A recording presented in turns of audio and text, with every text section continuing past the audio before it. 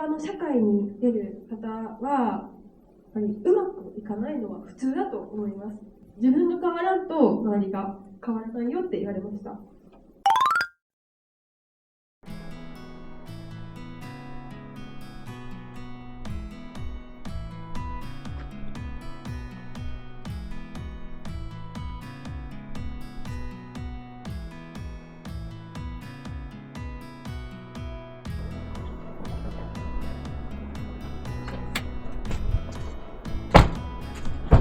五島列島からこんばんは。本当にご苦労さんです。本当にね。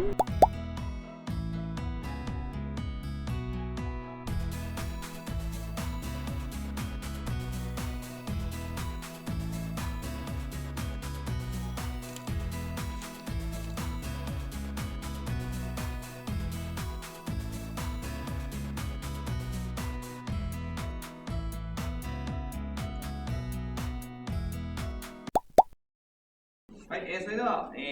間となりましたので、これから特別活動の企業講演会を始めさせていただきます。まずはじめになんですが、本日の講師についてご紹介いたします。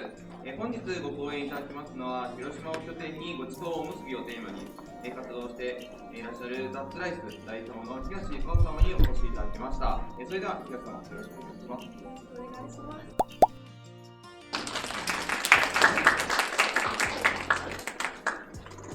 今日は好きの見つけ方と仕事のリアルなので、ほぼほぼ実際にあった実話を話したいと思ってて、ただただそれを話す内容が多いかもしれないんですけど、ぜひ聞いてください。お願いします。皆さんは3年後の自分を想像できてるって方はこの中でどのくらいいらっしゃいますか？3年後なんで約もう20歳ぐらいにだと思うんですけど、この年には多分就職していたりとか大学に行ってる方もいると思うんですけど、この答えを選んでる方も、この中には何人かいるかもしれません。で次、5年後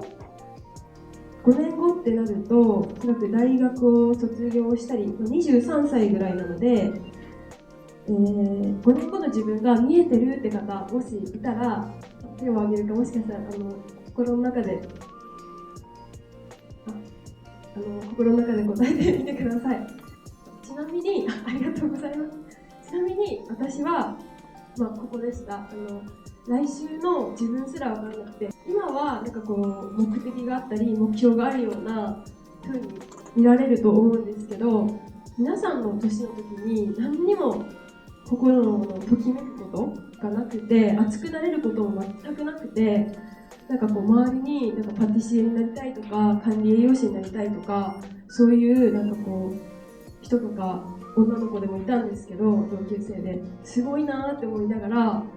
正直思ってました。それが正直な私の高校生ですね。じゃあ今日は仕事のリアルなので、どんどんちょっと自分のリアカーで起こったことのリアルな話を結構させていただくんですけど、皆さんは社長って簡単になれると思いますか？社長って高校生さんからしたら憧れとかかっこいいとか、そういう思いがもしかしたら考えてる人もいるかもしれないんですけど、社長は憧れとかかっこいいだけじゃなくて、結構大変なことの方が多いです。今日は仕事のリアルなんで、ぜひそれを言っていこうと思うんですけど、例えばスタッフさんのまず給料の支払い考えないといけないですし、トラブルの対応、絶対に会社ってトラブル全部うまくいくわけじゃないので、絶対トラブルもあります。その責任は全部社長が最後頭を下げて謝らなくちゃいけません。続いてスタッフだけじゃなくて、例えば私だったら飲食なのでいろんなところの取引先とかがあるんですけど、そこの取引先への支払いとか、これを全部自分で判断して実行して、あとは誰のせいにもできません。なので皆さん今の時代は1円からでも会社が作れるんですけど、ぜひ大人になって社会に出る方は責任を背負える大人になってほしいなって思います。だから計画の話になるんですけど、未来の羅針盤っていう風に書いてるんですけど、ちょっと計画の話をさせていただきたいと思います。ちょっと私が15年前の話なんで、ちょっと中1の頃の話になるんですけど、中1の時、私成績、試験の点数が全部10点台とか10点未満でした。なんか7点とか12点とか、ほんまに最悪な点数だったんですけど、正直今楽しければいいとか、楽しいことが1個あるから別に生きていけるわぐらいの感じで、先生にもすごい心配されてたけど、なんか部活行ったら楽しいし、友達と遊んでたらその時楽しいから、いいやみたいな感じで過ごしてました。ある日なんかやっぱり友達同士で、ここの制服可愛いけどここの高校行こうとか、なんかいや私はここの高校行きたいとか、なんか話する、友達同士である場所があって、でその時に、私は結構高校どこにも行けないみたいな感じになってて、でその理解者である、そのあおちゃんっていう友達だったんですけど、そのあおちゃんっていう友達は呉の宮原とか見てたって知ってるかわからないんですけど、頭がいい学校なんですよ。でそこに行きたいって言ってて、花芽離れになるんだって、そこで初めてちょっと私の唯一の理解者と離れるっていうのがちょっと怖くて、人間関係もちょっと悩んでいる時だったので、その時初めて焦りっていうのを感じました。どこにも高校行けないし、本当にどうなるんだろうって、今楽しければそれはいいけど、ほんまにマジでやらなきゃいけんなって気づいたのは、今やらなきゃいけんって思ったのはその時でした。なのでぜひぜひ早いうちから何か熱くなれる目標とか皆さんには持ってほしいなって思います。さっき好きなことをときめくことを見つけてほしいって言ったはいいものの、そんな好きなことないしとか、どうやって正直見つけたらいいって心の中で思った方もいるかもしれません。で私も皆さんの年の時に何にも熱くなれるものはなくて、で私がなんで今リアカーをやったっていう話にもつながるんですけど、私は好きって気持ちよりも違和感でした。前職の話になるんですけど、私は携帯ショップで働いていました。接客が大好きで、なんかパソコンをずっといじるような仕事よりも人と話して時間が過ぎる方が好きだったので、接客業好きでした。ですが頑張ってるのがそのまま反映されないし、しかもリーダーより上の人がなんでその従業員一人一人いないのかなってすごく違和感を感じました。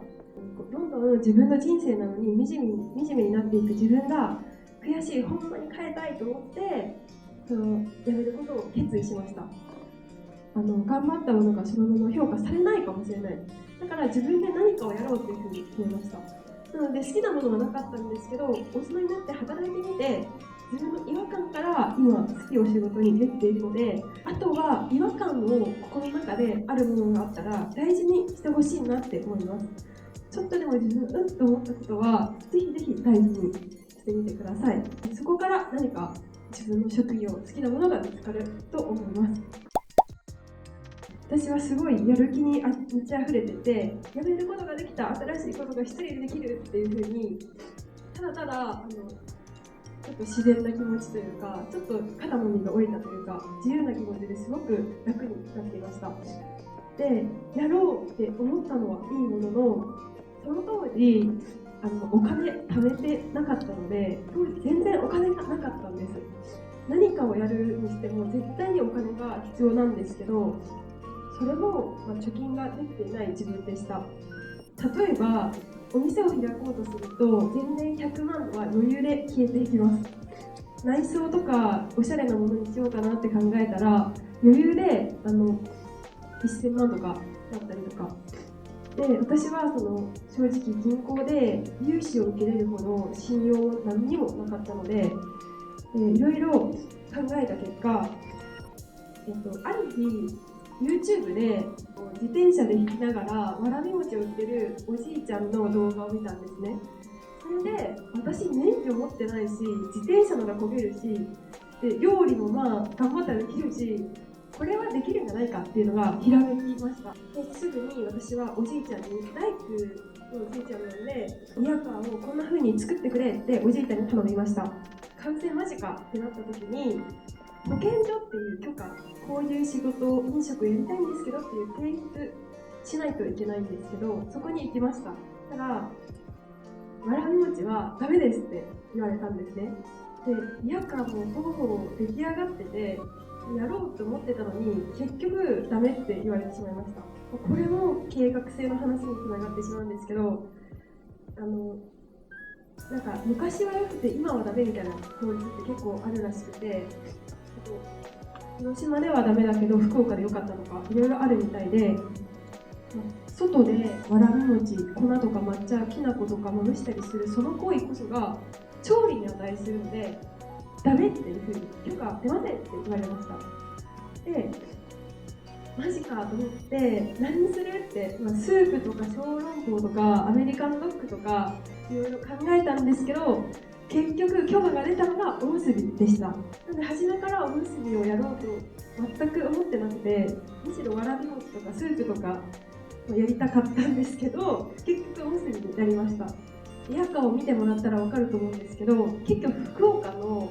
わらび餅のリヤカーに似てるのはそれが理由です。なんかステンレスとか断熱材とかいろいろあって、それはちょっとわらび餅仕様にしたので結局その形になりました。なので皆さんはぜひ、さっきも言ったんですけど、計画性は本当に大事っていうこと、計画性で初めから目標とか計画を立てれてる人はやっぱり得なので、ぜひぜひ私みたいに失敗しないようにぜひぜひ先を考えて行動してほしいなと思います。これから社会に出る方はやっぱりうまくいかないのは普通だと思います。私も今までうまくいかないことの方が多い人生だったんですけど、もっと社会に出たらもっともっとそういうことが多いと思います。なんですけど、やっぱり考えてるっていう行為が大事、考えるっていうのが大事なので、ぜひぜひうまくいかなくても大丈夫と心の中で思いながら、でも悩みながら考えて前に進んでほしいなと思います。今はとっても元気そうに楽しそうに見えるかもしれないんですけど、オープンしたてはこんな明るい自分ではありませんでした。例えばおにぎりが30個売れても全然その売り上げに正直ならなくて、生活がいいものになるわけでもなくて、全然前のスマホ販売の時の方が良かったじゃんってすごい言ってました。正直辞めたいなって思ってました。普通に仕事を行ったら給料もらえて、別にその前の仕事に戻りたいなってすごく思って、それを相談したところ、両親はこうやって少しずつでもお客様がついてきてくれて、なのに辞めるんで裏切ることになるよって言われました。自分が変わらんと周りが変わらないよって言われました。確かに前から結構自分が変わらないと周りが変わらないっていうのは聞いたことがあって、今までも言われたことがあるんですけど、その時一番ぐさっときました。その日行動を変えてリヤカーもまた違う思いで運ぶようにしたら、それをやっぱ最初に見てたのはお客様でした。ちょっとの変化とかちょっとのした行動をやっぱ見てくれてたのはお客様で、なぜかその日からお客様が結構リヤカーに近づいてくれるようになったんですね。なのでやっぱ心で思ったことって伝わるんだなってその時思いました。やっぱり最初恥ずかしい思いしてあんなでかいリヤカー本通りとかで歩いて若い子とかにすごい見られるし、すごい恥ずかしいなと思いながら回って、近くの公園だけで全部完売してやろうとか、見られないように完売しようって思ってやってたんですけど、そうやろうと思って本通りとかの道通りに誰に見られてもいいやと思って行った結果、そう言って見てくれたお客さんがいて、結局そういうファンもすごく増えていきました。で心で思って本当に行動したら、それを見てくれてる方っているんだなって今では思います。やっぱりあの時が今につながってると思います。なので皆さんも悩んでることがあったら、ぜひぜひ1回は逃げずにやってみてほしいなと思います。並木通りの近くに中町っていうところがあるんですけど、その日も広島の中町で売ってました。時に背の高い黒い服の男性が近づいてきて、いきなり名刺渡されて、取材させてくださいって言われたんですね。広島の飲食店を取り上げる YouTuber さんだったんですね。でもなんかこう、取材って DM とか店に来るもんだと思ってたんで、たまたま会うと思わなかったし、リアカーだからこそあったんじゃないかなとも思いました。なので私は人との出会いは本当に大事だと思いました。あと一つ、三島食品さんゆかりのふりかけ食べたことあるかわからないんですけど、実はその方もコラボした時には知らなかったんですけど、オープンして多分3ヶ月か4ヶ月、7月ぐらいに一度会ってたみたいで、それもコラボした時に言われました。そこからずっと応援してて、社内でも名前を出してくれてたみたいです。こういう人がいるんだよっていう風に。でもみんなは何この人みたいな感じで有名になる前だったので、結構その不信感があったんだと思います。で、結局コラボが決まったきっかけがユニクロさんでした。ユニクロさんからコラボいただいた時に、社内でユニクロさんだってコラボしてるじゃんって言ってくれて、じゃあコラボするかっていう、そういう流れになったみたいです。だから結局なんかこう人とをつないでいろんなコラボが実は生まれてきているので、なんかやっぱ人って大事にしないといけないなと思いました。お金も大事なんですけど、やっぱり最初は人だなって両親からも言われているんですけど、そう思います。なので皆さんもいいご縁を大事にしてほしいなと思います。ご存知かもしれないんですけど、令和の米騒動と、あと私がずっと契約してきた米農家さんがいるんですけど、その方が引退してしまいました。その結果今休業してるんですけど、米の値段が落ち着くまででいいからちょっと休業しようって思ってたんですけど、結構 DM とか LINE で、県外からとか海外からとか行きますねって言ってくれてました。なのに私が休業してどうしようって思って考え抜いた結果が、全国ツアーですね。福岡、愛媛、関西と大阪ですね。大阪、名古屋、東京、仙台行かせていただいたんですけど、それがその時に思いついたものです。残りの在庫を使って何かできるかなって考えた結果のが全国ツアーでした。もちろん赤字だったんですけど、絶対に経験とか行動することで何か、ただ休業してお米を広島で全部使って休業してしまうよりも絶対に行動した方がいいと思ったので、その時生まれたのが全国ツアーでした。私はほんまにこれ行ってよかったなって思いますし、本当にちっちゃい車でリアカー車に乗せて車の中で寝ながらリアカーの後ろに乗ってたので肩に当たりながら全国回ったんですけど、きついけど今となっては行ってよかったなって思います。なのでおそらく普通の方はお米がない休業しようで、落ち着いたら再開しようってもしかしたら終わるかもしれないんですけど、これをなんかこうピンチをチャンスに変えるじゃないんですけど、何か行動を起こしてみようっていうのは大事だと思うので、皆さんもこう何か直面した時にそういうその柔軟性だったり考えを、今高校生さん私よりも柔軟性があると思うので、このままずっと柔軟性を持って、大事にして大人になってほしいなと思います。直近の目標としては店内でも食べられるお店を持つということなんですけど、なんかこう日本って失敗したからこの人は次も失敗するためだっていう考えが定着してるんですけど、アメリカとかでは失敗したらイコール経験なので、その人の方が経験値は高くて強いっていう考え方らしくて、どんどん高校生さんとか大学生さんが起業したりとかいろんなことにチャレンジすることがすごくポジティブに捉えられている国で、いうふうになっています。私もその何の資格も持ってない逆にマイナスからのスタートの人がちょっとずつこうなっている姿を見て、こんな感じでやっていく人がいるんだってちょっとでも思ってもらって、なんかやろうかなって思ってくれてる方が増えたらいいなって思っています。もしくじけそうになったら、私もマイナスの経験があったことを思い出していただいたりとか、まだまだ私はその経過途中なんで、ぜひぜひその少しでもなんか一歩踏み出す理由になってくれたらなと思います。今日私が伝えたいことは、まだ皆さん若いので、自分の選択肢は自分で作っていいっていうことを伝えたいです。私はその学歴とかお金とか免許とか人よりも多分持ってないくて、能力も多分そんなないんですけど、ただただ変えたいとか違和感とかこれ好きかなっていう気持ちだけで行動して、今こういう風にちょっとずつなっていっているので、ぜひ皆さんもまだ多分私が高校生さんの時よりも断然しっかりされてると思うので、ぜひぜひ好きを大事にしてどんどん、気になったものは行動してほしいなって思います。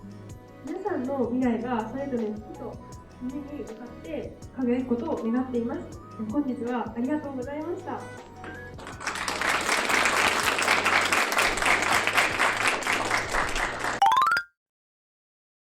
お疲れ様でした。ちょっと鼻水たらたらで恥ずかしかったんで、鼻の方は見ないようにお願いします。広島未来創生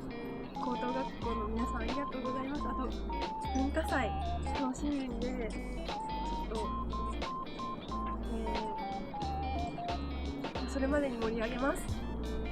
今日呼んでいただいてありがとうございました。母ちゃんありがとう。いいよ。